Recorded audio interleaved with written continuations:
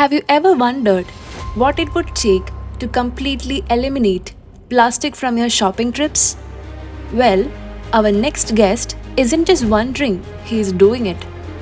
We are here with Mr. Bittu Kallungal, an MTech aeronautical engineer who took his family's 40-year-old grocery store and turned it into Kerala's first zero-waste grocery store, the 7 to 9 store. He is a pioneer paving the way for a greener future with his simple yet powerful concept, Bring Your Own Container. Let's give a warm welcome to the man himself, Mr. Bittu Kallungal, to GHC Growth Talks. വിട്ടു professional engineering background ആണ്. Okay, അതൊക്കെ work ചെയ്തിട്ട് ഫാമിലിയിൽ എന്തോ ഈ ബിസിനസിനെ പറ്റി ഒന്ന് ടച്ച് ഉണ്ടെന്ന് അറിയാം. പക്ഷെ എങ്ങനെയാണ് ഈ ഫസ്റ്റ് സംരംഭം കോളേജിലേക്ക് എത്തിയത്? ശരിക്കും ഗ്രാൻഡ് ഫാദർ ആയിട്ടുള്ള സ്റ്റോർ, അത് അപ്പച്ചനായിട്ടുള്ള കടയാണ്. അപ്പം ഞാൻ എഞ്ചിനീയറായിട്ട് വർക്ക് ചെയ്യുമായിരുന്നു. അപ്പൊ ഞാൻ UK പോയപ്പോൾ ഇതേ പാറ്റേൺ ഒരു സ്റ്റോർ കണ്ടാണ്. ലൈക്ക് സ്റ്റോർ ലുക്കൊന്നും ഇങ്ങനെയല്ല, പക്ഷെ കോൺസെപ്റ്റ് ഇതാണ്. Like BYOC, bring your own containers. വീട്ടിൽ നിന്ന് പാത്രം കൊണ്ടുവരിക, റീഫിൽ ചെയ്യുക. അപ്പൊ അത് എനിക്ക് സ്ട്രൈക്കായി. പിന്നെ എനിക്ക് നാട്ടിലൊരു ചെറിയ റീറ്റെയിൽ ഔട്ട്ലെറ്റ്, പഴയൊരു സ്റ്റോർ കിടപ്പുണ്ടായിരുന്നു. ഹോൾസെയിൽ ഉണ്ട് വേറെ. അപ്പൊ ഈ റീറ്റെയിൽ സ്റ്റോറിനെ ഒന്ന് കൺവേർട്ട് ചെയ്യുക എന്നുള്ള ഇതിലാണ് അങ്ങനെ ഒരു ഇതിലാണ് ഒരു പ്യൂർലി ഒരു എക്സ്പെരിമെന്റ് ആയിട്ട് ആണ് അന്ന് അത് സ്റ്റാർട്ട് ചെയ്യുന്നത്. 2018 ഓക്കെ, സോ കോളേജിലാണ് നമ്മൾ സ്റ്റാർട്ട് ചെയ്യുന്നത്. ശരിക്കും എന്തുകൊണ്ട് കൊച്ചിയിൽ ചെയ്തില്ല, എന്തുകൊണ്ട് കോളേജിൽ ചെയ്തു ചോദിച്ചാൽ എന്ത് പറയും? അല്ല, ഇത് അങ്ങനെ ഒരു ബിസിനസ് മൈൻഡ് സെറ്റിലൊന്നും സ്റ്റാർട്ട് ചെയ്ത കടയല്ല. ശരിക്കും എനിക്ക് കണ്ട ഒരു ഇഷ്ടപ്പെട്ട ഒരു കോൺസെപ്റ്റ്, ഞങ്ങളുടെ ഒരു ഫാമിലി ബിസിനസ് ഈ ഫീൽഡിലായതുകൊണ്ട് ഞാനതൊരു എൻ്റെ ഒരു താല്പര്യത്തോടു കൂടി മാത്രം ചെയ്താണ്. അല്ലാതെ നമ്മൾ ഇതിങ്ങനെ ബിൽഡ് ആവും, അടുത്ത സ്റ്റോർ വരും, ഇങ്ങനെ ഒന്നും ഉദ്ദേശിച്ചല്ല കടയൊന്നും സ്റ്റാർട്ട് ചെയ്യുന്നത്. അപ്പൊ എൻ്റെ ഒരു ഇഷ്ടത്തിന് അതൊരു എക്കോ ഫ്രണ്ട്ലി ഒരു സ്റ്റോറാണ്, നല്ല ഫുഡ് കൊടുക്കുക. അപ്പൊ അങ്ങനെ ഒരു മൈൻഡ് സെറ്റോട് കൂടി തന്നെയാണ് അത് സ്റ്റാർട്ട് ചെയ്യുന്നത്. പിന്നെ അത് ഗ്രാജുവലി പിന്നെ അതങ്ങനെ ആയി ഒന്നാണ്. ഓക്കെ, ശരിക്കും നമ്മൾ പറയും ഇനീഷ്യൽ ക്യാപിറ്റൽ, അതായത് ഇപ്പോൾ സ്റ്റാർട്ടപ്സ് ആണെങ്കിലും MSMEs ആണെങ്കിലും മിക്കവരും ഐഡിയ മാത്രം വന്നിട്ട് ഫണ്ട് എക്സ്റ്റേണൽ ലെവലിൽ പോവാണ്. ഇപ്പൊ നമ്മളൊരു ബ്രാഞ്ച് ഇങ്ങനെ ചെയ്ത് കാണിച്ചിട്ട് വേണം നെക്സ്റ്റ് ലെവലിലേക്ക് പോകാൻ. അപ്പോൾ ഇനീഷ്യൽ കോൺട്രിബ്യൂഷനിൽ ബിട്ടു ഉണ്ടായിരിക്കും. അതുപോലെ ഫാമിലിയുടെ സപ്പോർട്ട് എങ്ങനെ ഉണ്ടായിരുന്നു? ആരാണ് ഇനീഷ്യൽ ലോഞ്ചിങ്ങിൽ ഹെൽപ്പ് ചെയ്തത്? ഫാമിലി സപ്പോർട്ട് ഡെഫിനറ്റ്ലി ഉണ്ടായിരുന്നു. ഫണ്ടിങ്ങിന്റെ കാര്യത്തിൽ ഫാമിലി സപ്പോർട്ട് ഉണ്ടായിരുന്നു. പിന്നെ ഇതൊരു 500 സ്ക്വയർ ഫീറ്റ് മാത്രമുള്ള ഒരു ചെറിയ പലചരക്കടയായിരുന്നു. അപ്പൊ അതൊരു നോർമൽ ഗ്രോസറി സ്റ്റോറിനെ വെച്ച് സംബന്ധിച്ച് ഇതിനുള്ള ഇൻവെസ്റ്റ്മെന്റ് ഇച്ചിരി ഹെവി ആയിരുന്നു ഫസ്റ്റ് സ്റ്റോറിന്. അത് അങ്ങനെ ഒരു താല്പര്യത്തിന് പുറത്ത് അങ്ങനെ ഫണ്ടിങ് ഞാൻ കുറച്ച് പൈസ അറേഞ്ച് ചെയ്തു. ലൈക്ക് ഫാദറിന്റെ അടുത്തൊന്നും സപ്പോർട്ട് കിട്ടി. സോ അങ്ങനെയാണ് ഫസ്റ്റ് സ്റ്റോർ ചെയ്യുന്നത്. ശരിക്കും ഇതിന്റെ ഒരു ഫസ്റ്റത്തെ പ്രൊജക്ടിന്റെ ഒരു ബ്രേക്ക് ഈവൺ ആവാൻ, അതായത് ഓപ്പറേഷണൽ കോസ്റ്റും അല്ലെങ്കിൽ പ്രോഫിറ്റ് സാലറി നമ്മൾ എടുക്കണല്ലോ ഒരു പോയിന്റിൽ, എത്ര സമയം വേണ്ടി വന്നു? അല്ലെങ്കിൽ എന്തൊക്കെ പ്രോബ്ലംസ് നിങ്ങൾ ഫേസ് ചെയ്തിരുന്നു ഇനീഷ്യൽ ലോഞ്ചിങ്ങിൽ? ഇതില് ഫസ്റ്റ് ഞാൻ കട തുടങ്ങി 2018 കട സ്റ്റാർട്ട് ചെയ്യുന്നത്. കട സ്റ്റാർട്ട് ചെയ്തതിന്റെ concept bring your own containers, പാത്രം കൊണ്ടുവരിക, റീഫിൽ ചെയ്യുക, ഇങ്ങനെ ഒരു കോൺസെപ്റ്റ് വെച്ച് കട തുടങ്ങിയിട്ട് 8ാമത്തെ മാസമാണ് ഒരു കസ്റ്റമർ പാത്രം എടുത്ത് എന്റെ കടയിൽ കയറി വരുന്നത്. അതായത് നമ്മൾ അങ്ങനെ ഒരു കോൺസെപ്റ്റില് സേവ് എർത്ത് എന്നൊക്കെ എഴുതി ഒട്ടിച്ച് like bring your own containers എന്നൊക്കെ പറഞ്ഞ് നമ്മൾ അങ്ങനെ ഒരു കോൺസെപ്റ്റ് സ്റ്റോർ തുടങ്ങിയിട്ട് എനിക്ക് അതിലേക്ക് അതിന്റെ ഒരു കറക്റ്റ് പ്രോപ്പർ കസ്റ്റമർ വന്നില്ല എന്നല്ല ഞാൻ പറയുന്നത്. പക്ഷെ ഒരു കണ്ടെയ്നർ ആയിട്ട് ഒരു കസ്റ്റമർ വരുന്നത് 8 മന്താണ്. അപ്പൊ തന്നെ ഊഹിക്കാം ലൈക്ക് എത്രമാത്രം അത് സ്ട്രഗിൾ ചെയ്തിട്ടുണ്ടാവും, നമ്മൾ എത്രമാത്രം. ഇപ്പൊ നമ്മളൊരു ജോലി കളഞ്ഞിട്ട് വന്ന് ഇത് ചെയ്യുന്നു. അപ്പൊ അങ്ങനെയുള്ള കുറെ കാര്യങ്ങളുണ്ട്. അപ്പൊ അത് പിന്നെ അത് ഗ്രാജുവലി അത് കയറി വന്നു. ഇപ്പൊ എനിക്ക് കുറച്ചുകൂടെ മീഡിയ സപ്പോർട്ട് നന്നായിട്ട് കിട്ടി. അങ്ങനെയുള്ള കുറെ കാര്യങ്ങൾ വന്നപ്പോഴാണ് അത് കയറി വന്നത്. ശരിക്കും ഞാൻ മനസ്സിലാക്കുന്നത് ഒരു ബിസിനസ് മോഡൽ എന്ന് പറയുന്നത് പ്രൊപ്രൈറ്റർഷിപ്പ് ആണ് തുടക്കത്തിലും ഇപ്പോഴും. ഇപ്പൊ നമ്മൾ 4 ബ്രാഞ്ചായിട്ട് നിൽക്കുന്നു, എല്ലാം ഇൻഡിപെൻഡന്റ് ആയിട്ട് ഓൺ ക്യാപിറ്റലിൽ ഇൻവെസ്റ്റ് ചെയ്ത് പോയിക്കൊണ്ടിരിക്കുന്നു അല്ലെ? ശരിക്കും ഒരുപാട് ഫ്രാഞ്ചൈസി ഓപ്ഷൻസ് വരാൻ സാധ്യതയുള്ള ഒരു മോഡലാണ്. എനിക്കൊരു വന്നിട്ടുണ്ടായിരിക്കും. എന്തുകൊണ്ട് ഫ്രാഞ്ചൈസിക്ക് പോയില്ല? എന്താണ് ഈ plan, like next of expansion plan എന്താണ് മനസ്സിലുള്ളത്? ശരിക്കും ഞാൻ സെക്കൻഡ് കട തുടങ്ങി ഒരു വർഷം 1.5 വർഷമായപ്പം ലൈക്ക് ഈ ന്യൂസ് കവറേജസ് ഭയങ്കരമായിട്ട് വന്നു. ഓൾ ഇന്ത്യ തലത്തിൽ തന്നെ ഇപ്പം ബ്രൂട്ട്, NDTV ഇങ്ങനെയുള്ള ഒത്തിരി ന്യൂസ് ചാനൽസും നമ്മുടെ ന്യൂസ് ചാനൽസും ഒക്കെ കവർ ചെയ്ത് കഴിഞ്ഞപ്പോൾ ഇതിന് ഭയങ്കരമായിട്ട് ഫ്രാഞ്ചൈസി എൻക്വയറി വന്നു. അപ്പൊ ഞാൻ ഈ കട തുടങ്ങുമ്പോഴും ഈ ഒരു വർഷം നടത്തുമ്പോഴും ഒന്നും എന്റെ മൈൻഡിലില്ല ഇതിനൊന്ന് എക്സ്പാൻഡ് ചെയ്യുക, അടുത്ത സ്റ്റോർ ചെയ്യുക, ഇങ്ങനെയുള്ള മൈൻഡ് സെറ്റ് ഒന്നും എന്റെ മൈൻഡിലില്ല. പക്ഷെ ഇങ്ങനെ എൻക്വയറീസ് ഭയങ്കരമായിട്ട് ഇപ്പൊ ബ്രൂട്ടിലൊക്കെ വന്ന വീഡിയോ അതിന്റെ 6.3 മില്യൺ ഒക്കെ യൂസ് പോയതാണ്. അപ്പൊ അത്രയും വ്യൂ പോയപ്പം ഡെയിലി 10-15 കോളുകള് എനിക്കിങ്ങനെ വന്നു തുടങ്ങി. ഇപ്പം ഇതിങ്ങനെ അപ്പോഴാണ് ഞാൻ ആലോചിക്കുന്നത് എന്തുകൊണ്ട് ഇതിനൊരു, അപ്പം അപ്പോഴും എന്റെ മൈൻഡിലുണ്ട് ഇതൊരു നല്ല ബിസിനസ് മോഡൽ അല്ല. കാരണം ഇതിന് ഇൻവെസ്റ്റ്മെന്റ് കൂടുതലാണ്. ഒരു പലർക്ക് ശരിക്കും ഗ്രോസറി ഭയങ്കര മിനിമൽ മാർജിനിലാണ് വർക്ക് ചെയ്യുന്നത്. ഇപ്പൊ നമ്മളൊരു ഡ്രൈ ഫ്രൂട്ട് സ്റ്റോർ പോലെയോ അല്ലെങ്കിൽ വേറൊരു സൂപ്പർ മാർക്കറ്റ് പോലെയോ നമുക്ക് ഇതിനെ കമ്പയർ ചെയ്യാൻ പറ്റില്ല.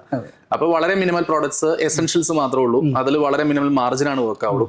അപ്പൊ അങ്ങനെ ഒരു ഇതിൽ നമ്മൾ ഇത്ര ഇൻവെസ്റ്റ്മെന്റിൽ ഒരു സാധനം ചെയ്ത് കഴിഞ്ഞാൽ ഒരാൾ തുടങ്ങിയാലും അതൊരു പ്രോപ്പർ ടൈമിൽ ബ്രേക്ക് ചെയ്യാനാവില്ല, ഒത്തിരി സമയം എടുക്കും. അപ്പൊ അതൊരു നല്ലൊരു ബിസിനസ് മോഡൽ അല്ല. അപ്പോഴും എന്റെ മനസ്സിലുണ്ട് കോൺസെപ്റ്റ് നല്ലതാണ്, പക്ഷെ ഈ മോഡൽ ഞാൻ ചെയ്തേക്കുന്ന അത്ര നല്ലൊരു ബിസിനസ് മോഡൽ അല്ല എന്നുള്ളൊരു മൈൻഡ് സെറ്റ് ഉണ്ട് എന്റെ കയ്യിൽ.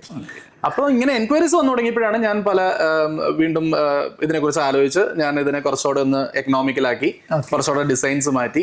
പിന്നെ എനിക്ക് പഴയ സ്റ്റോറിൽ വന്ന കുറെ ഇഷ്യൂസ് ഉണ്ട്. ലൈക്ക് ഇപ്പം ആൾക്കാർ വന്ന് വെയിറ്റ് ചെയ്ത് നിൽക്കുക, സ്റ്റാഫ് ഒരു 3 സ്റ്റാഫ് ഉണ്ടായിരുന്നു, ഒരു 8 കസ്റ്റമർ വന്നു കഴിഞ്ഞാൽ ബാക്കിയുള്ളവർ ചുമ്മാ നോക്കിക്കണം, റീഫിൽ അവർ തന്നെ ചെയ്യുന്നില്ല. അപ്പൊ അങ്ങനെയൊക്കെ വന്നപ്പോൾ ഞാൻ അതിന് പറ്റുന്ന ഒരു മോഡലിലേക്ക് ഇതിനെ കൺവേർട്ട് ചെയ്യാണ് ചെയ്തത്. അപ്പൊ അതൊരു ഏതാണ്ട് ഒരു 1.5 വർഷം എടുത്തിട്ടാണ് സെക്കൻഡ് സ്റ്റോർ വീണ്ടും അങ്ങനെ ഒരു പുതിയൊരു മോഡലിലേക്ക് സെറ്റ് ചെയ്യുന്നത്. ഓക്കെ. ഇനി ശരിക്കും ഭാവിയിൽ എന്തെങ്കിലും ഫ്രാഞ്ചൈസ് എന്നല്ല ഞാൻ പറയുന്നത്, നെക്സ്റ്റ് ഒരു സ്കെയിലപ്പ് പ്ലാൻ ശരിക്കും എന്തെങ്കിലും അതിനെ പറ്റി തോട്ടുണ്ടോ ഞാൻ ചോദിക്കും. ശരിക്കും അങ്ങനെ ഒരു സ്കെയിലപ്പ് പ്ലാനിലാണ് ഞാനത് തുടങ്ങിയത് തന്നെ. പക്ഷെ എനിക്ക് പിന്നെ പോകെ ഇപ്പം ഞാനിത് ആദ്യം ഒരു ഹെൽത്ത് ഫുഡ് സ്റ്റോർ എന്നൊരു കൺസെപ്റ്റിലല്ലായിരുന്നു, ഒരു സീറോ വേസ്റ്റ് സ്റ്റോർ എന്നൊരു കൺസെപ്റ്റിലാണ് ആദ്യം ചെയ്തത്. പിന്നെ ഗ്രാജുവലി പല ഇൻസിഡൻസ് എനിക്ക് വന്നപ്പോഴാണ് ഞാൻ ഇതിനൊരു ഹെൽത്ത് ഫുഡ് സ്റ്റോർ എന്നൊരു കൺസെപ്റ്റിലേക്ക്, കാരണം പല ആളുകൾക്കും നല്ല സാധനങ്ങൾ കിട്ടുന്നില്ല, നമ്മുടെ സ്റ്റോറിൽ തന്നെ പറഞ്ഞ പല സാധനങ്ങളും ഒറിജിനൽ അല്ല എന്നുള്ളതൊക്കെ എനിക്ക് മനസ്സിലായി തുടങ്ങിയപ്പോഴാണ് ഞാൻ ഇതിനൊരു ഹെൽത്ത് ഫുഡ് സ്റ്റോർ എന്നൊരു കൺസെപ്റ്റിലേക്ക് കൺവേർട്ട് ചെയ്യാന്നുള്ളൊരു ഇതിലേക്ക് വന്നത്. അപ്പോൾ അത് ഗ്രാജുവലി അങ്ങനെ ചെയ്തെടുക്കുക ചെയ്തത്. ഓരോ പ്രൊഡക്ട്സ് കണ്ടുപിടിച്ച് പലതും നമ്മൾ യൂസ് ചെയ്യുന്ന പല സാധനങ്ങൾ ഇത് ആ പ്രൊഡക്റ്റ് അല്ല, ശരിക്കും ഇതിന്റെ ഒറിജിനൽ വേറെയാണ്, ഇതിന്റെ കോസ്റ്റ് ഇത്രയും ഡിഫറൻസ് ഉണ്ട്. അങ്ങനെ പല സാധനങ്ങളും ആഡ് ചെയ്ത് വന്നു, ഓർഗാനിക് പ്രൊഡക്ട്സ് ആഡ് ആയിരുന്നു. അപ്പൊ അങ്ങനെ ഒരു മിക്സഡ് സ്റ്റോർ ആണ്. It's not a fully organic store, it's mix of locally source, നാടൻ ഐറ്റംസ് ഉണ്ട്, വീടുകളിൽ നിന്ന് കളക്ട് ചെയ്യുന്ന സാധനങ്ങളുണ്ട്, നമ്മൾ പൊടിക്കുന്ന സാധനങ്ങളുണ്ട്, ആൻഡ് ബ്രാൻഡഡ് പ്രൊഡക്ട്സും ഉണ്ട്. ബട്ട് ബ്രാൻഡഡ് വളരെ മിനിമൽ ആണ്. നോർമലി ഈ ബിസിനസ്സിന് ഇപ്പോഴത്തെ കാലത്ത് ഈ ബ്രാൻഡ് ഇക്വിറ്റി അല്ലെങ്കിൽ സ്റ്റോറി ടെല്ലിംഗ് വളരെ ഇമ്പോർട്ടൻ്റ് ആണ്. പല സ്റ്റാർട്ടപ്സും ഇല്ലാത്ത കഥ ഉണ്ടാക്കി പറയുകയാണ് ചെയ്യുന്നത്. ഇവിടെ ഞാൻ മനസ്സിലാക്കുന്നതും കഥ നാച്ചുറലി വന്നു, ആൾക്കാരെ നമ്മളെ പറ്റി കഥ പറയുന്നത്. ശരിക്കും അതെങ്ങനെയാണ് സംഭവിച്ചത്? ശരിക്കും UK എന്നുള്ള ഇൻസ്പിറേഷൻ ആണോ ഗ്രാജുവലി? അല്ല, ശരിക്കും ഇത് ഞാൻ എപ്പോഴും ശ്രദ്ധിക്കുന്ന ഒരു കാര്യം, ഈ ആളുകൾ നമ്മുടെ സ്റ്റോർ ഇഷ്ടപ്പെട്ടു പോകുന്നതിനേക്കാൾ കൂടുതൽ അവരെ എക്സൈറ്റഡ് ആക്കി വിടുക എന്നുള്ളതാണ്. എപ്പോഴും നമ്മുടെ കട കയറി വന്നു കഴിഞ്ഞാൽ ഈ ഇഷ്ടപ്പെട്ടു പോകുന്നതും എക്സൈറ്റ്മെന്റും വ്യത്യാസമുണ്ട്. ഇഷ്ടപ്പെട്ടു പോയി കഴിഞ്ഞാൽ അടുത്ത ആളോട് ഇത് പറയണമെന്ന് നിർബന്ധമില്ല, പക്ഷെ എക്സൈറ്റ്മെന്റ് വന്നു കഴിഞ്ഞാൽ ഒരു 10 പേരോട് പറയാണ്ടിരിക്കാൻ പറ്റില്ല. ഞാൻ എപ്പോഴും അങ്ങനെ നോക്കുന്ന ഒരാളാണ്. എപ്പോഴും നമ്മുടെ കടയിൽ വന്നു കഴിഞ്ഞാൽ ആൾക്കാർക്ക് അത്രമാത്രം എക്സൈറ്റ്മെന്റ്, ഒരു പുതിയൊരു സാധനം കിട്ടിയ പോലെ ഒരു ഫീല് കിട്ടിയിട്ടാണ് പുറത്തേക്ക് ഇറങ്ങുന്നത്. അപ്പോൾ ഡെഫിനറ്റ്ലി ഞാൻ എപ്പോഴും ശ്രദ്ധിച്ചിട്ടുള്ള കാര്യമാണ്, ഒരു തവണ വരുന്ന ആൾ അടുത്ത തവണ വേറെ ആളെയും കൊണ്ടാണ് വരുന്നത്. സോ ഞാൻ ഇതുവരെ ഒരു സിംഗിൾ പെനി അഡ്വർടൈസ്മെന്റ് വേണ്ടി മുടക്കിയിട്ടില്ല. ഈ കട തുടങ്ങിയിട്ട് ഇപ്പോൾ 7 വർഷമായി. ഈ 7 വർഷത്തിനിടയ്ക്ക് ഇനാഗുറേഷന് ഇന്ന ആളാണ് ഇനാഗുറേറ്റ് ചെയ്യണമെന്ന് പറഞ്ഞ നോട്ടീസ് വിടണയല്ലാണ്ട് ഞാൻ ഇതുവരെ അഡ്വർടൈസ്മെന്റ് പൈസ മുടക്കിയിട്ടില്ല. ഞാൻ ഇതുവരെ ഒരു ഡിസ്കൗണ്ട് വർക്ക് ചെയ്തിട്ടില്ല, ഇതുവരെ ഒരു ബൈ 1 get 1 വർക്ക് ചെയ്തിട്ടില്ല. സോ ഇങ്ങനെയുള്ള ഒരു കാര്യമില്ല. ഞാൻ ആകെ ചെയ്യുന്നത് കണ്ടെയ്നേഴ്സ് കൊണ്ടുവന്ന 2% ഡിസ്കൗണ്ട് കൊടുക്കും. വീട്ടിൽ നിന്ന് കണ്ടെയ്നേഴ്സ് കൊണ്ടുവന്ന് റീഫിൽ ചെയ്യുന്ന കസ്റ്റമേഴ്സിന് 2% ഡിസ്കൗണ്ട് ഉണ്ട്. അത് മാത്രമാണ് ആകെ ചെയ്യുന്നത്. അത് ഞാൻ ഈ എൻവയോൺമെന്റ് ഡേ, എർത്ത് ഡേ ഇങ്ങനെയുള്ള ദിവസങ്ങൾ അത് 5% ആക്കും. അത് ഒരു പ്രൊഡക്റ്റിനല്ല, അത് ഈ കടയിലുള്ള എല്ലാ പ്രൊഡക്റ്റിനും ബാധക. എന്ത് പ്രൊഡക്റ്റ് കസ്റ്റമർ വീട്ടിൽ നിന്ന് പാത്രം കൊണ്ടുവന്ന് റീഫിൽ ചെയ്യുന്നോ, റീഫിൽ ചെയ്യുന്ന പ്രൊഡക്റ്റിന് 2% കുറയും, 5% കുറയും. സോ അതാണ് എന്റെ ആകെ ഡിസ്കൗണ്ട്. അല്ലാണ്ട് ഞാൻ ഇപ്പൊ ഒരു പ്രൊഡക്റ്റിന് ഒരു വാല്യൂ ഉണ്ട്, അത് നമുക്ക് ഒരു പരിധി കൂടുതൽ നമുക്ക് അതൊരു ഗിമ്മിക്കാ ശരിക്കും. അത് ചെയ്ത് കഴിഞ്ഞാൽ ഇപ്പം ഒന്ന് ചെയ്യുമ്പോൾ ഒരു ഹൈ കിട്ടും, പിന്നെ അത് താന്നു പോകും, പിന്നെ അത് കഴിഞ്ഞ് വീണ്ടും നമ്മൾ ചെയ്യണം, പിന്നെ അത് താന്നു പോകും. അപ്പൊ അങ്ങനെ ചെയ്യേണ്ട കാര്യമില്ല. ശരിക്കും നമ്മൾ നല്ല സാധനം ആളുകൾക്ക് അഫോർഡബിൾ ആയിട്ടുള്ള പ്രൈസിൽ ആളുകൾക്ക് വാല്യൂ ഫോർ മണി തോന്നുന്ന ഒരു ഇതിൽ കൊടുത്തു കഴിഞ്ഞാൽ ഡെഫിനറ്റ്ലി ഇവര് റിട്ടേൺ വരും, തിരിച്ചു വരും. അത് എന്റെ എക്സ്പീരിയൻസ് ആണ്. അതായത് എല്ലാവരും പറയും ഇത് ഡെഫിനറ്റ്ലി മാർക്കറ്റിംഗ് വേണം, മാർക്കറ്റിംഗ് ഇമ്പോർട്ടന്റ് ആണ്. എനിക്കത് വേറെ പൈസ കൊടുക്കാണ്ട് കിട്ടി. എനിക്ക് അത്യാവശ്യം ഇവിടെയുള്ള എല്ലാ ന്യൂസ് ചാനൽസും ഇത് ഫീച്ചർ ചെയ്താണ്, ന്യൂസ് പേപ്പേഴ്സ് എല്ലാവരും 2-3 തവണ ഫീച്ചർ ചെയ്താണ്. അപ്പൊ ഇതൊക്കെ ഞാൻ പൈസ കൊടുത്ത് ഇതുവരെ ഒന്നും ചെയ്തിട്ടില്ല. എല്ലാം ഇതിന്റെ ഒരു കണ്ടന്റ് ഉണ്ടല്ലോ, ഇതിന് ഒരു കോൺസെപ്റ്റിന് ഒരു അക്സെപ്റ്റൻസ് ഉണ്ട്, അതുകൊണ്ട് വന്നതാണ് ഇതെല്ലാം. സോ അങ്ങനെയാണ് ഇതെല്ലാം. ലൈക്ക് ഇവിടെ നമ്മൾ ടെക്നിക്കലി എന്തോരം യൂസ്ഫുൾ ആവുന്ന അല്ലെങ്കിൽ ഒരു ഇൻവെന്ററി കൺട്രോൾ, കാരണം വേസ്റ്റേജ് ഇത് പെരിഷബിൾ ആയിട്ടുള്ള ഏത് പ്രൊഡക്ട്സിനും ബാധകമായിട്ടുള്ള കാര്യമാണ്. അവിടെ നമ്മൾക്ക് ഇപ്പോൾ 4 സ്റ്റോറായി, സെൻട്രലൈസ്ഡ് പർച്ചേസിംഗ് ഉണ്ടായിരിക്കാം, അതിന്റെ ഓർഡറിംഗ് ക്വാണ്ടിറ്റി ഉണ്ടായിരിക്കാം. അപ്പൊ അതിലേക്ക് എന്തൊക്കെ കൺട്രോൾ മെഷേഴ്സ് നിങ്ങളുടെ ഭാഗത്ത് നിന്ന് എടുക്കുന്നത്, അല്ലെങ്കിൽ എന്തൊക്കെ മിസ്റ്റേക്സ് പറ്റിയിട്ടുണ്ട് ആ സെഗ്മെന്റിൽ? ശരിക്കും എപ്പോഴും ഈ കസ്റ്റമേഴ്സിന് നമ്മുടെ സ്റ്റോറിനുള്ള ആകെ ഒരു കംപ്ലൈന്റ് എന്ന് പറഞ്ഞാൽ ഒരു തവണ വാങ്ങിച്ച സാധനം അടുത്ത തവണ കിട്ടണില്ല എന്നുള്ളതാണ്. ഓക്കെ. അതെന്താന്ന് വെച്ച് കഴിഞ്ഞാൽ ഞാൻ ബൾക്ക് പർച്ചേസ് ഇല്ല. എന്ന് പറഞ്ഞാൽ നമുക്കൊരു മാക്സിമം ഒരു 1 വീക്ക് തീർന്നു പോകുന്ന ക്വാണ്ടിറ്റി സാധനമാണ് പർച്ചേസ് ഉള്ളൂ. അല്ലാതെ നമ്മൾ ലോങ്ങർ ഷെൽഫ് ലൈഫ്, ഒന്നാമത് ഇത് പല പ്രൊഡക്ട്സും ഓർഗാനിക് ആയതുകൊണ്ടും പൊടിക്കുന്ന സാധനങ്ങളൊന്നും പ്രിസർവേഷൻ ഇല്ലാത്തതുകൊണ്ട് ഷെൽഫ് ലൈഫ് ഭയങ്കര കുറവാണ്. അപ്പൊ നമുക്കിത് വെക്കാൻ പറ്റില്ല, കംപ്ലൈന്റ് ആവും. കസ്റ്റമർ കൊണ്ടുപോയി ഇവർക്ക് ഒരു ലോങ്ങർ ഷെൽഫ് ലൈഫ് കിട്ടില്ല. അപ്പൊ എപ്പോഴും നമുക്കൊരു 1 വീക്കിനുള്ളിൽ വിറ്റുപോയാലാണ് കസ്റ്റമർക്ക് ഒരു 2 വീക്സ് എങ്കിലും വെച്ച് ഉപയോഗിക്കാൻ പറ്റുള്ളൂ. ഈ 12 മാസം അങ്ങനെയൊന്നും ഒരു പ്രൊഡക്റ്റും ഇരിക്കില്ല ശരിക്കും, ഫുഡ് പ്രൊഡക്ട്സ് പ്രിസർവേഷൻ ഇല്ല.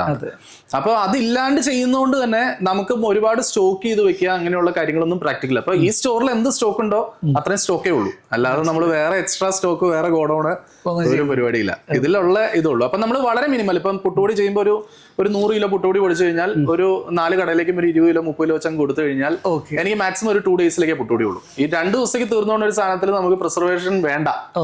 കസ്റ്റമർക്കും അത് ആവശ്യമില്ല. കസ്റ്റമർ കൊണ്ടുപോയി ചിലപ്പോൾ ഒരാഴ്ച 2 ആഴ്ച കൊണ്ട് ഉപയോഗിച്ച് തീർക്കും. ഈ വറക്കുന്ന പൊടി ആയതുകൊണ്ട് അത്യാവശ്യം അതിന് ഷെൽഫ് ലൈഫ് ഉണ്ട്. ഒരു 2 months ഒക്കെ എന്തായാലും ഇരിക്കും. കാരണം നമ്മൾ വീട്ടിൽ പുട്ട് പൊടിച്ചാലും 2 months ഇരിക്കാറുണ്ടല്ലോ. സോ ഇരിക്കും. പക്ഷെ ഈ 12 മാസം ഇരിക്കേണ്ട ആവശ്യം ഒരിക്കലും എന്റെ അല്ല, കസ്റ്റമറുടെ അല്ല. സോ നമുക്കത് ചെയ്യേണ്ട ആവശ്യമില്ല, ചെയ്യാറുമില്ല. ഇനി ഒരു question financial point of view ആണ്. ഇപ്പോൾ ഒരു ക്യാഷ് ഫ്ലോ മാനേജ്മെന്റ് എല്ലാ ബിസിനസിനും വളരെ ഇമ്പോർട്ടന്റ് ആണ്. അതാണ് അതിന്റെ ക്രക്സും വരുന്നത്. ഇപ്പൊ റിസീവബിളും പേയബിളും തമ്മിലുള്ള ഒരു സിസ്റ്റം. നമ്മൾ ക്യാഷ് ആൻഡ് ക്യാരി ആണ് സെയിൽ നടത്തുന്നത്. പർച്ചേസും അങ്ങനെ തന്നെയാണോ? എങ്ങനെയാണ് നിങ്ങളുടെ ക്യാഷ് ഫ്ലോ? ഓൾമോസ്റ്റ് ഞാൻ എപ്പോഴും എന്റെ ഫാദർ പറഞ്ഞിട്ടുള്ള ഒരു കാര്യമാണ്, എപ്പോഴും നമ്മൾ പർച്ചേസിൽ ഫണ്ടിങ് പ്രോപ്പർ ആണെങ്കിൽ, അതായത് അവർക്ക് കൊടുക്കുന്ന പൈസ പ്രോപ്പർ ആണെങ്കിൽ, അങ്ങനെയാണെങ്കിൽ അവര് നമ്മളെ വാല്യൂ ചെയ്യുള്ളൂ. അതായത് നമ്മളിപ്പോ ഒരു പ്രൊഡക്റ്റ് വാങ്ങിച്ചു, 1 മാസം ഒരു സമയം തന്നു. ഈ 1 മാസം കഴിഞ്ഞ് 10 ദിവസം കൂടെ ആയി നോക്കിയാൽ, ഈ 10 ദിവസം കൂടെ ആയി കഴിഞ്ഞ് കഴിഞ്ഞാൽ അവർക്ക് നമ്മളോടുള്ള ഒരു ഇത് പോവാണ്. ഞാൻ റെഡി പേയ്മെന്റ് ആണ് ഇതല്ല. അതായത് പല പ്രൊഡക്ട്സും ഞാൻ പേയ്മെന്റ് കൊടുത്തിട്ടാണ് അവരവിടെ നിന്ന് അയക്കുന്നത് തന്നെ. അവരെപ്പോഴും എനിക്ക് ഇൻവോയ്സ് PA ജനറേറ്റ് ചെയ്തിട്ട് കഴിഞ്ഞാൽ അപ്പൊ തന്നെ പേയ്മെന്റ് ചെയ്യും. അത് കഴിഞ്ഞിട്ടാണ് അവർ ഡിസ്പാച്ച് ചെയ്യുന്നത് തന്നെ. സോ അങ്ങനെ ചെയ്യുമ്പോൾ ഒരു അഡ്വാൻറ്റേജ് എന്ന് പറയാം. പിന്നെ ഞാൻ ഇതിൽ ബാർഗെയിൻ ചെയ്യില്ല, പ്രത്യേകിച്ച് ഫുഡ് പ്രൊഡക്ട്സ് ആയതുകൊണ്ട് തന്നെ. ഞാൻ ഇതിൻ്റെ അകത്ത് ഇത് ഇപ്പൊ ചെറുപയർ വിളിച്ചു പറയണം, പിന്നെയാണ് മാർക്കറ്റിൽ നിന്ന് അവർ പറഞ്ഞു കഴിഞ്ഞാൽ ഞാൻ അത്ര ഇല്ലല്ലോ, ഇവിടെ ഇത് കിട്ടൂലോ, അവിടെ ഇത് കിട്ടൂലോ, ഇങ്ങനെ ബാർഗെയിൻ ചെയ്യുന്ന പരിപാടിയില്ല. കാരണം അത് ഒരു തരത്തിൽ അത് ദോഷം ഉണ്ട്. ചിലരത് ബാർഗെയിൻ ചെയ്യുമ്പോഴുള്ള പ്രശ്നം എന്നുള്ളൂ, ഫസ്റ്റ് ഗ്രേഡ് എന്നുള്ള സെക്കൻഡ് ഗ്രേഡ് ആവും. മനസ്സിലായില്ലേ? അപ്പൊ നമുക്കത് ഫസ്റ്റ് ഗ്രേഡ് കീപ്പ് ചെയ്ത് കൊടുക്കണം എന്നുള്ള ആഗ്രഹം ഉള്ളതുകൊണ്ടാണ് അത് ചെയ്യുന്നത്. അല്ലെങ്കിൽ നമ്മളിപ്പം ബാർഗെയിൻ ചെയ്ത് കഴിഞ്ഞാൽ ഡെഫിനറ്റ്ലി കിട്ടും. എനിക്കറിയാം 2 രൂപ ചിലപ്പോൾ അന്നേരം കുറയുമായിരിക്കും. ചിലപ്പോൾ ഒരു 100 കിലോ എടുക്കുമ്പോൾ അത് 200 രൂപയില്ലേ. സോ അത് ചെയ്യാത്തതിന്റെ കാരണം ഇതുകൊണ്ടാണ്. അപ്പം എനിക്ക് കിട്ടുന്ന വാല്യൂന്ന് എനിക്കൊരു ബേസിക് മാർജിൻ ഞാൻ സെറ്റ് ചെയ്തിട്ടുണ്ട്. ആ ബേസിക് മാർജിൻ ഇപ്പൊ ഗ്രോസറിക്കുള്ള ഒരു ബേസിക് മാർജിൻ നോർമലി ഒരു 10% ഒക്കെയാണ് വർക്ക് ചെയ്യുന്നത്. ആ ബേസിക് മാർജിൻ സെറ്റ് ചെയ്തിട്ട് ഞാൻ കസ്റ്റമർക്ക് അത് കൊടുക്കുന്നു മാത്രമേ ഉള്ളൂ. അപ്പൊ അല്ലാണ്ട് ഞാൻ അതിൽ ബാർഗെയിൻ ചെയ്യാൻ പോയാൽ സാധനം ക്വാളിറ്റി പോകും. അപ്പൊ അങ്ങനെയാണ് ഞാൻ അത് മെയിൻറ്റെയിൻ ചെയ്യുന്നത്. നോർമൽ ചോദിക്കുന്ന ഒരു ക്വസ്റ്റ്യൻ ആണ്, പ്രൊപ്പറേറ്റർഷിപ്പ് ആയി കഴിയുമ്പോൾ പ്രൊമോട്ടറും ബിസിനസ്സും തമ്മിൽ യാതൊരു വ്യത്യാസം കാര്യമായിട്ടില്ല. ബിട്ട് സാലറി എടുക്കാറുണ്ടോ? അതായത് ആസ് എ ഫൗണ്ടർ സാലറി എന്ന് പറഞ്ഞ ഒരു മന്ത്ലി ഒരു എമൗണ്ട് എടുക്കാറുണ്ടോ? അല്ല, ഞാൻ എന്റെ എക്സ്പെൻസ് മീറ്റ് ചെയ്യാനുള്ള ഇത് മാത്രമാണ് ഞാൻ അതിലെടുക്കുന്നത്. അല്ലാതെ ഞാൻ അതിലേക്ക് അങ്ങനെ ഇതിനു വേണ്ടി അങ്ങനെ എടുക്കണ ഇതില്ല. ശരിക്കും ഞാൻ ഇതിലുണ്ടാവുന്ന പൈസ മുഴുവൻ ഇതിലേക്ക് തന്നെയാണ്. ഞാൻ ഇതുവരെ എന്റെ വണ്ടി ഞാൻ കട തുടങ്ങുന്നതിന് മുമ്പുള്ള വണ്ടിയാണ് ഇപ്പോഴും യൂസ് ചെയ്യുന്നത്. ഞാനൊരു പ്രോപ്പർട്ടി വാങ്ങിച്ചിട്ടില്ല, ഞാൻ വേറെ ഒരു ഇതിലേക്ക് ഇൻവെസ്റ്റ് ചെയ്തിട്ടില്ല. ഞാൻ എന്താണോ ഇതിൽ വരുന്നത് അത് ഇതിലേക്ക് തന്നെ. അതുകൊണ്ടാണ് ഇങ്ങനെ സ്റ്റോർ ആഡ് ആയി വരുന്നത്. അല്ലെങ്കിൽ ഇത് ആഡ് ആവില്ല. നമ്മൾ ഇതിൽ നിന്ന് ഫണ്ട് എടുത്തുകൊണ്ടിരുന്നാൽ ഇത് ബിൽഡ് ആവില്ല. നമുക്ക് വേറെ ഫണ്ടിങ് ഒന്നുമില്ല. നമുക്ക് ഇതിൽ നിന്ന് വരുന്ന പ്രോഫിറ്റിൽ നിന്നാണ് അടുത്ത സ്റ്റോർ ബിൽഡ് ചെയ്യുന്നതും പ്രോഡക്ട്സ് വരുന്നതും. ഓഡി ഉണ്ട്. ലാസ്റ്റ് ഇപ്പോഴത്തെ പുതിയ സ്റ്റോർ എടുത്തപ്പോൾ ഞാൻ ശരിക്കും ഓഡി ഫിനാൻഷ്യൽ പോയിന്റ് ഓഫ് വ്യൂ നല്ലൊരു സംഗതിയാണ്, നന്നായി ഉപയോഗിക്കുകയാണെങ്കിൽ. പക്ഷെ തിരിച്ച് ഓഡി എപ്പോഴും നല്ലതാണ്. വാക്ക് ഉണ്ട്, ഓടിക്കൊണ്ടിരിക്കും. പക്ഷെ അതും നെഗറ്റീവായിട്ട് എഫക്ട് ചെയ്യാം. കൃത്യമായി യൂസ് ചെയ്യുകയാണെങ്കിൽ ഒരു പരിധി വരെ. പിന്നെ ഞാനിപ്പം ഇത് നമുക്ക് ആവശ്യമാണ്. കാരണം നമ്മളിപ്പം റെഡി പേയ്മെന്റിൽ സാധനം എടുക്കുമ്പോൾ എനിക്കും ഒരു അഡ്വാൻറ്റേജ് ഉള്ള ഇന്നിപ്പോ 1 ലക്ഷം രൂപ സെയിൽ ചെയ്യുന്ന 1 ലക്ഷം രൂപ പെട്ടിക്കകത്തുണ്ടാവും. 1 രൂപ കടം പോകുന്നില്ല, അങ്ങനെയുള്ള കാര്യങ്ങളൊന്നും വരുന്നില്ല. അപ്പൊ അതുകൊണ്ട് തന്നെ എപ്പോഴും ഓടി വരുമ്പോൾ അതിനൊരു അഡ്വാൻറ്റേജ് ഉണ്ട്. ഫണ്ട് അതിലേക്ക് പോയി കഴിഞ്ഞാൽ ഇങ്ങനെ റോൾ ആയിക്കൊണ്ടിരുന്നോളൂ. എക്സാക്ട്ലി. നമ്മൾ നേരത്തെ പറഞ്ഞ പോലെ പല പ്രൊഡക്ട്സിനും നമുക്ക് GST ലിവറേജസ് ഉണ്ട്. അപ്പൊ അത് നമ്മൾ അങ്ങനത്തെ പ്രൊഡക്ട്സ് സ്പെസിഫൈ ചെയ്യുന്നതാണോ? അല്ലാതെ അത് ഗവൺമെന്റ് തന്നിരിക്കുന്ന ലിവറേജ് ആണ്. എന്ന് പറഞ്ഞാൽ ഇപ്പൊ നമുക്ക് ഫുഡ് പ്രൊഡക്ട്സിന് നോർമലി നേരത്തെ ഒരുമാതിരി എല്ലാ ഫുഡ് പ്രൊഡക്ട്സും ശരിക്കും ടാക്സ് ഫ്രീ ആയിരുന്നു. ഇപ്പൊ ലാസ്റ്റത്തെ റെഗുലേഷനിൽ ശരിക്കും അത് കുറെ ഐറ്റംസിന് അവർ എക്സംപ്റ്റ് വെച്ചിട്ടുണ്ട്, കുറെ ഐറ്റംസിന് ടാക്സ് ഉണ്ട്. അപ്പം ഈ ബൾക്ക് എടുക്കുമ്പോൾ നമുക്ക് ടാക്സ് ഫ്രീ ആയിട്ടുള്ള കുറെ സാധനങ്ങൾ ലൂസ് വെക്കുമ്പോഴും ആ എക്സംപ്റ്റ് തന്നെ കസ്റ്റമർക്ക് കൊടുക്കാം. പാക്ക് ചെയ്ത് വെച്ചാൽ ടാക്സബിൾ ആയി. അത് എല്ലാ പ്രൊഡക്ട്സിനും ബാധകമല്ല. ഇപ്പൊ നമ്മളിപ്പോ അരിയൊക്കെ ശ്രദ്ധിച്ചാൽ മനസ്സിലാവും, ഈ 10 കിലോ ചാക്കിന് ടാക്സബിൾ ആണ്, അതേസമയം 26 കിലോയ്ക്ക് ടാക്സ് ഇല്ല. 26 കിലോ ടാക്സ് ഇല്ല എന്ന് പറഞ്ഞാൽ 25 kg എബോവ് ഉള്ളതിന് 0% ആണ്, പക്ഷെ അതിൽ താഴെയുള്ളതിന് ടാക്സബിൾ ആണ്. അപ്പൊ നമുക്ക് ലൂസ് വെക്കണോണ്ട് കുറെ പ്രൊഡക്ട്സിന് അഡ്വാൻറ്റേജ് ഉണ്ട്. എന്ന് പറഞ്ഞുകൊണ്ട് എല്ലാ പ്രൊഡക്ട്സിനും അത് ബാധകമല്ല, എല്ലാ ഫുഡ് പ്രൊഡക്ട്സിനും ഇല്ല. നമ്മൾ ബൾക്ക് എടുക്കുമ്പോൾ ടാക്സ് ഉള്ള സാധനം ലൂസ് വെക്കുമ്പോഴും ടാക്സബിൾ ആയിട്ട് തന്നെ വെക്കാൻ പറ്റുള്ളൂ. കുറെ സാധനങ്ങളിൽ അങ്ങനെ ഒരു അഡ്വാൻറ്റേജ്. അപ്പൊ കസ്റ്റമർക്ക് അങ്ങനെ ഒരു ഇവിടെ ഒരു അഡ്വാൻറ്റേജ് എന്ന് പറഞ്ഞാൽ ഇത് എല്ലാവരും കട കാണുമ്പോൾ വിചാരിക്കുന്നത് ഭയങ്കര എക്സ്പെൻസീവ് സ്റ്റോറാണ്, ഓർഗാനിക് ഭയങ്കര വില കൂടുതലാണെന്നാണ്. പക്ഷെ ഇത് ആക്ച്വലി ഇതൊരു 80% പ്രോഡക്ട്സിന് നോർമൽ മാർക്കറ്റിനൊക്കെ വില കുറവ് വരും. ഒരു സിമ്പിൾ എക്സാമ്പിൾ എടുത്താൽ 100 ഗ്രാം കടുകിന് പാക്കറ്റ് പ്രൈസ് 20 രൂപയാണ്. അത് ലൂസ് ആണെങ്കിൽ ഏറ്റവും ടോപ്പ് ക്വാളിറ്റി ഞാൻ വിൽക്കുന്ന 12 രൂപയ്ക്കാണ്. 8 രൂപയുടെ വ്യത്യാസമുണ്ട്. അത് ഒരിക്കലും അവർ 8 രൂപ ലാഭം എടുക്കുന്നല്ല, 7-8 പാർട്ടികൾക്ക് സ്പ്ലിറ്റ് ആവുകയാണ് ആ 8 രൂപ. അതായത് അതിന്റെ പാക്കിംഗ് ആയിരിക്കാം, ബ്രാൻഡിങ് ആയിരിക്കാം, എക്സ്പയറി ഡേ ആയിരിക്കാം, ഡിസ്ട്രിബ്യൂട്ടർ ആയിരിക്കാം, ഹോൾസെയിലർ ആയിരിക്കാം, അങ്ങനെ പലർക്കായിട്ട് സ്പ്ലിറ്റ് ആവുക. എനിക്കിതൊന്നും വരാത്തതുകൊണ്ട് എനിക്ക് 12 രൂപയ്ക്ക് കൊടുക്കാം, കാരണം എനിക്ക് 10 രൂപയ്ക്ക് കിട്ടും, 12 രൂപയ്ക്ക് വിൽക്കാം. എനിക്ക് ഡീസെന്റ് ആയിട്ട് 2 രൂപ മാർജിൻ ഉണ്ട്, ഞാൻ അതിന് വിൽക്കുന്നു. സോ കടക്കാരന് ഇപ്പൊ 20 രൂപയ്ക്ക് വിൽക്കണ കടക്കാരൻ അവന് 18 രൂപയ്ക്കായിരിക്കും കിട്ടണേ, മനസ്സിലല്ലേ? അവനും ആ സെയിം മാർജിൻ ആണ്. സോ സെയിം മാർജിൻ ഇപ്പൊ വേസ്റ്റും വെറുതെ ജനറേറ്റ് ചെയ്യണ്ട. ഇപ്പൊ ഈ ശരിക്കും നമ്മൾ 5 മിനിറ്റിന് വേണ്ടി 500 വർഷത്തെ മാലിന്യം ഉണ്ടാക്കും. അതൊന്നും ആവശ്യമില്ല. പണ്ട് നമ്മുടെ വീട്ടുകാരെല്ലാം ഈ പേപ്പറിൽ കുമ്പിൾ കുത്തിയും പേരൻസും ഗ്രാൻഡ് പേരൻസ് എല്ലാം അങ്ങനെയല്ലേ വാങ്ങിച്ചോണ്ട്. അപ്പൊ വെറുതെ അതിനുവേണ്ടി ഇപ്പം പെർഫെക്റ്റ് ആവുമെന്നല്ല പറയുന്നത്, പക്ഷെ നമ്മളൊന്ന് ശ്രമിച്ചു കഴിഞ്ഞാൽ നമുക്ക് കുറെ ഇതിന്റെ പ്ലാസ്റ്റിക്കിന്റെ കുറെ ഇതും കുറയ്ക്കാൻ പറ്റും. വെറുതെ അതിനുവേണ്ടി ഫണ്ടും പൈസയും കളയണ്ട. ശരിക്കും ഇതൊന്ന് ആഡ് ഓൺ ചെയ്യുകയാണെങ്കിൽ ഇപ്പൊ കാർബൺ ക്രെഡിറ്റ്സിന്റെ സമയമാണ്. ഇപ്പൊ എത്ര കാർബൺ എമിഷൻ കുറച്ചു, എത്ര പ്ലാസ്റ്റിക് കുറച്ചു, ഇതിന്റെ പുറത്ത് പല രീതിയിലും കമ്പനീസ് കാർബൺ ക്രെഡിറ്റ്സ് ബൈ ചെയ്യുന്ന സാധ്യതകളാണ് പല സ്റ്റാർട്ടപ്സും കേരളത്തിൽ ചെയ്യുന്നുണ്ട്. അത് പേഴ്സണലി കസ്റ്റമർക്കും അത് ഫീൽ ചെയ്യുന്നുണ്ട്. ഇപ്പൊ ആൾക്കാർ എന്റെ അടുത്ത് ഇവിടെ പലരും നമുക്ക് നേരിട്ട് പറഞ്ഞിട്ടുള്ള കാര്യമാണ്. എനിക്ക് ഞങ്ങൾ കണ്ടെയ്നേഴ്സ് കൊണ്ടു വാങ്ങിക്കുമ്പോൾ നമുക്കൊരു സെൽഫ് ഒരു സാധനം കിട്ടുന്നുണ്ട്. നമ്മളായിട്ട് വെറുതെ വേസ്റ്റ് ജനറേറ്റ് ചെയ്യുന്നില്ല എന്നുള്ളൊരു ഇത് നമുക്ക് കിട്ടണം എന്ന് പറയുന്നത്. ഗിൽറ്റി ഫ്രീ ആന്ന് പറയും, ഗിൽറ്റ് ഫ്രീ ആന്ന് പറഞ്ഞിട്ട് ചില ഒരു കസ്റ്റമറിന്റെ അടുത്ത് ഗിൽറ്റ് ഫ്രീ ആണ്. അപ്പം അങ്ങനെയൊക്കെയുള്ള പെർസ്പെക്റ്റീവ് ഉണ്ട് ആളുകൾക്ക്. ആൻഡ് എനിക്ക് ഈ കട തുടങ്ങിയ സമയത്ത് ഏതാണ്ട് ഒരു 100 പേരിൽ ഒരാള് 2 പേരൊക്കെ പാത്രം കൊണ്ടുവന്നിരുന്ന ഇപ്പൊ 180 പേരായി. എന്ന് പറഞ്ഞാൽ ഇവിടെ ഇപ്പൊ ജഡ്ജസ് മുതല് ടീച്ചേഴ്സ് മുതല് ഫിലിം ആക്ടേഴ്സ് മുതല് ഒക്കെ പാത്രം കൊണ്ടുവന്ന് വാങ്ങിക്കുന്നുണ്ട് ഇവിടെ. സോ അത് അവർക്കൊരു സെൽഫ് സാധനം കൊടുക്കുന്നുണ്ട്. പിന്നെ നമുക്ക് വെറുതെ ആവശ്യമില്ല ശരിക്കും, അത് ഇങ്ങനെ വേസ്റ്റ് ജനറേറ്റ് ചെയ്യേണ്ട കാര്യമില്ല. ആവശ്യത്തിന് പിന്നെ ഒരു ആവശ്യത്തിന് സാധനം എടുക്കാം. അതൊരു ഫ്രീഡം ഉണ്ട് എപ്പോഴും പർച്ചേസ് ചെയ്യുമ്പോൾ. ഇന്ന ക്വാണ്ടിറ്റി 1/2 കിലോ 1 കിലോ അങ്ങനെയൊന്നും ഇല്ല. 10 ഗ്രാം ഒതുങ്ങി 10 ഗ്രാം എടുക്കുക, അത് യൂസ് ചെയ്യുക, അടുത്ത ആഴ്ച വരുമ്പോൾ വീണ്ടും വാങ്ങിക്കുക, അങ്ങനെ ചെയ്യാം. ഓക്കെ. ഈ നോർമലി നമ്മൾ ഫണ്ട് റേസിംഗ് അല്ലെങ്കിൽ ഇൻവെസ്റ്റ്മെന്റ് എന്ന് പറയുന്നത് വളരെ പോളിഷ് ആയിട്ടുള്ള ടേംസ് ആണ് ഇപ്പോൾ. അപ്പോൾ ഒരു എനിക്ക് എക്സ്പീരിയൻസ് ആണ് അറിയേണ്ടത്. ഇപ്പൊ ഈ ഒരു സ്റ്റേജിലൊക്കെ ബ്രാൻഡായി നിൽക്കുന്ന പോയിന്റിൽ ആരെങ്കിലും ഇൻവെസ്റ്റ്മെന്റ് നിങ്ങൾ അപ്രോച്ച് ചെയ്തിട്ടുണ്ടോ, അല്ലെങ്കിൽ ഞങ്ങൾ ഫണ്ട് തരാം നെക്സ്റ്റ് ചെയ്യണം, അല്ലെങ്കിൽ അങ്ങനെ എന്തെങ്കിലും ഒരു പ്ലാൻ നിങ്ങൾക്ക് ഉണ്ടായിട്ടുണ്ടോ? എനിക്കങ്ങനെ ഒരുപാട് കോൾസ് വന്നിട്ടുണ്ട്. ഞാൻ അപ്പൊ തന്നെ അത് നോക്കിയിട്ടില്ല. എനിക്ക് ഒന്നാമത് അതിനെക്കുറിച്ച് വലിയ ധാരണയില്ല എന്നുള്ളതാണ് ഒന്നാമത്തെ കാര്യം. ഞാൻ അതിനെക്കുറിച്ച് അങ്ങനെ ലൈക്ക് ഫണ്ടിങ് അങ്ങനെയൊന്നും ഞാൻ ചിന്തിച്ചിട്ടില്ല അതിന്റെ അകത്ത്. ഞാനൊരു റെഗുലർ രീതിയിൽ അത് ബിസിനസ് ചെയ്തു പോകുന്നു എന്നല്ലാണ്ട് ഞാൻ അതിനെക്കുറിച്ച് കൂടുതൽ സ്റ്റഡി ചെയ്യാനും ശ്രമിച്ചിട്ടില്ല. ഞാൻ ഒരിക്കലും അങ്ങനെ ഒരു ഇതിനെങ്ങനെ ഇപ്പൊ 100 സ്റ്റോർ ആക്കുക 1000 സ്റ്റോർ ആക്കുക അങ്ങനെയുള്ള കാൽക്കുലേഷൻസ് ഒന്നും എന്റെ മൈൻഡിൽ അന്നും ഇല്ല, ഇപ്പോഴും ഇല്ല. പക്ഷെ ഇത് ബിൽഡ് ആവണം എന്നൊരു ആഗ്രഹം ഉണ്ടായിരുന്നു. അതുകൊണ്ടാണ് ഈ ഫ്രാഞ്ചൈസീസ് എന്നുള്ള എൻക്വയറി വന്നപ്പം ഇത് കുറച്ചുകൂടെ ഇതെന്താന്ന് വെച്ചാൽ കോൺസെപ്റ്റ് എല്ലായിടത്തും എത്തണം എന്നുള്ളൊരു മൈൻഡിൽ ഒരു ആഗ്രഹമുണ്ട്. കാരണം ഇത് എല്ലായിടത്തും ആക്സസിബിൾ ആയാലാണ് ആളുകൾക്കും ഇത് അവനവന്റെ വീടിന്റെ അടുത്ത് ഒരെണ്ണം കിട്ടിയാലേ ഒരു പാത്രം കൊണ്ടൊന്ന് വാങ്ങിക്കാൻ പറ്റുള്ളൂ. മനസ്സിലായി. അപ്പൊ അങ്ങനെ ഒരു മൈൻഡ് എനിക്ക് ഉണ്ടായിരുന്നു. ഈ ഐഡിയോളജിനെ സ്പ്രെഡ് ചെയ്യാനാണ് അതെ അതെ അതെ. ഞാനൊരു ബിസിനസ് ഇതിനേക്കാളും ഉപരി ഞാൻ ഐഡിയോളജി ഇപ്പം അതിൽ എനിക്ക് ഒരു റിസ്ക് ഫാക്ടർ എനിക്ക് തോന്നിയൊരു കാര്യം എന്ന് പറഞ്ഞാൽ ഇത് എടുക്കുന്ന എല്ലാവരും നമ്മൾ ചെയ്യണ പോലെ ചെയ്യണം എന്ന് നിർബന്ധം പറയാൻ. മോണിറ്ററിങ് ഭയങ്കര ബുദ്ധിമുട്ടാണ്. കാരണം നമുക്ക് ഈ SKU ഭയങ്കര കൂടുതലാണ്. ഏതാണ്ട് ഒരു 2800-3000 പ്രോഡക്ട്സ് ലൂസ് ആണ്. അപ്പൊ ഇത്രയും പ്രോഡക്ട്സിന് നമ്മൾ മോണിറ്റർ ചെയ്യണമെങ്കിൽ ഇത് ഭയങ്കര ടാസ്കാ. നമ്മളൊരു ചെറിയൊരു കഫേയുടെ ഇത് കൊടുക്കണ പോലെയോ അല്ലെങ്കിൽ ഒരു ചെറിയ സാധനം കൊടുക്കണ പോലെ ഇത് കൊടുത്ത് നമുക്കിത് മെയിൻറ്റെയിൻ ചെയ്യാൻ പറ്റില്ല. പിന്നെ ഞാൻ ആദ്യം പറഞ്ഞൊരു കാര്യം എന്ന് പറഞ്ഞാൽ ഈ കസ്റ്റമർ എപ്പോഴും പറയുന്ന ഒരേ ഒരു കംപ്ലൈന്റ് പ്രൊഡക്റ്റ് പ്രോപ്പറായിട്ട് കിട്ടണില്ല എന്നുള്ളതാണ്. ഒരു തവണ വാങ്ങിച്ച സാധനം അടുത്ത തവണ കിട്ടില്ല. കാരണം അതാന്ന് വെച്ചാൽ നമുക്ക് സ്റ്റോക്ക് ചെയ്യാൻ പറ്റില്ല. ഒന്നാമത്തെ കാര്യം, ഒരുപാട് ക്വാണ്ടിറ്റി സ്റ്റോക്ക് ചെയ്യാൻ പറ്റില്ല. രണ്ടാമത്തെ തവണ എടുക്കാൻ നേരത്തെ ചിലപ്പോൾ ഞാൻ പർച്ചേസ് ചെയ്യുന്ന ആളുടെ കയ്യിൽ അത് ഉണ്ടാവണമെന്നില്ല. ഇത് നമുക്ക് വേറെ സപ്ലൈ അടുത്തേക്ക് പോയി ആ ക്വാളിറ്റി ചിലപ്പോൾ കിട്ടില്ല. അപ്പൊ ഞാനത് വെയിറ്റ് ചെയ്യും, അവരുടെ കയ്യിൽ വരാൻ വേണ്ടി വെയിറ്റ് ചെയ്യും. അപ്പൊ അങ്ങനെ വരുമ്പോൾ എപ്പോഴും കടയിൽ പല പ്രോഡക്ട്സും സ്റ്റോക്ക് ഔട്ട് ആവും. അതൊരു ഫ്രാഞ്ചൈസി എടുക്കുന്ന ആള് അക്സെപ്റ്റ് ചെയ്യണമെന്നില്ല. എനിക്ക് മനസ്സിലാക്കി വെക്കാം. അതുപോലെ കസ്റ്റമർക്കും അത് ഒരു പരിധി വരെ എനിക്ക് പറഞ്ഞു കൊടുക്കാം, ഇതുകൊണ്ടാണ് വരാത്തത്, നമുക്ക് ആ നല്ല ക്വാളിറ്റി കിട്ടാത്തതുകൊണ്ടാണ് എടുക്കാത്തത് എന്നുള്ളത് പറഞ്ഞു മനസ്സിലാക്കും. പക്ഷെ അതേസമയം നമ്മുടെ കയ്യിൽ നിന്ന് പൈസ കൊടുത്തൊരു ഫ്രാഞ്ചൈസിനൊക്കെ ഇത് പ്രോപ്പർലി സപ്ലൈ ചെയ്തില്ലെങ്കിൽ അതും ബുദ്ധിമുട്ടാണ്. ബട്ട് അത് എന്റെ മൈൻഡിലുള്ള കാര്യമാണ്. ഞാനത് എനിക്ക് പ്രോപ്പറായിട്ട് അത് ചെയ്യാൻ എന്ന് പറ്റുന്ന എനിക്ക് ബോധ്യം വരുന്ന സമയത്താണ് ഞാൻ ചെയ്യുള്ളൂ. അല്ലാതെ എനിക്ക് നിയർലി ഒരു 500+ ഫ്രാഞ്ചൈസി എൻക്വയറി ഉണ്ട് ഓൾ ഇന്ത്യ. അത്രയും ഓൾറെഡി ലൈവിലുണ്ട്. അത്രയും എൻക്വയറീസ് ഉണ്ട്. ഇന്നും എനിക്കിപ്പോ എന്റെ ഇൻസ്റ്റാഗ്രാമിലുള്ള വീഡിയോസിന്റെ താഴെ കമന്റ് നോക്കി കാണാം, ഫ്രാഞ്ചൈസി കൊടുക്കണം എന്ന് പറഞ്ഞ് പലരും മെസ്സേജ് ഇടുന്നതാണ്.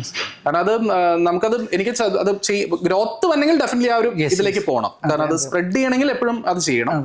പക്ഷെ അതിന് കുറെ കടമ്പകളുണ്ട്. കാരണം ഇതൊന്ന് നമുക്ക് തന്നെ ഇതൊരു പ്രോപ്പർ ആയിട്ട് സെറ്റ് ചെയ്യാവുന്ന ഒരു സ്റ്റേജിലേക്ക് വന്നിട്ടുണ്ടോ അടുത്ത ആക്കി കൊടുക്കണേ, അല്ലെങ്കിൽ ബുദ്ധിമുട്ടല്ലേ. പിന്നെ ഇവിടെ ഒരു ഞാൻ കാണുന്നത് സോഷ്യൽ ഓണ്ടർപ്രണർഷിപ്പിന്റെ ഫീലും കൂടി ഉണ്ട്, ഒരു ഐഡിയോളജി ഉണ്ട്, പ്രോഫിറ്റ് ഉണ്ട്. അപ്പൊ ഈ രണ്ടും കൂടി ചേരുന്ന ഒരാൾ വന്നാൽ മാത്രമാണ് അതും അതൊരു ഭയങ്കര ഫാക്ടർ. ഇപ്പം ഈ പലരും ഫ്രാഞ്ചൈസി എടുക്കാൻ വിളിക്കുമ്പോൾ ആദ്യം ചോദിക്കുന്നത് എന്ത് പ്രോഫിറ്റ് കിട്ടും, എത്ര പെർസെന്റേജ് കിട്ടും, അങ്ങനെയാണ്.